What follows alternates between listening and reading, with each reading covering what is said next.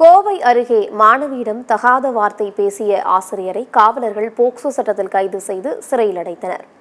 கோவை பெரியநாயக்கன்பாளையம் உட்கோட்ட பகுதியில் உள்ள ஒரு அரசு பள்ளியில் தனியார் அமைப்பு சார்பில் நம்ம ஊரு நம்ம பள்ளி என்ற திட்டத்தின் கீழ் அறிவியல் பிராக்டிக்கல் வகுப்பு நடைபெற்றது.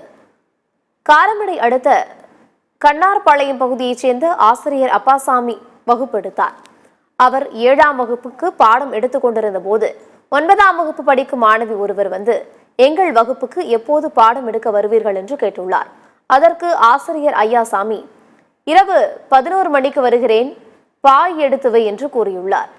இதுகுறித்து அந்த மாணவி ஆசிரியர் மற்றும் தலைமை ஆசிரியர் மூலம் பெரியநாயக்கன்பாளையம் அனைத்து மகளிர் காவல் நிலையத்தில் புகார் அளித்தார். காவல் ஆய்வாளர் இந்திராணி சோபியா ஆசிரியர் ஐயாசாமியிடம் விசாரணை நடத்திய போது இந்த சம்பவம் உண்மை என்பது தெரியவந்தது.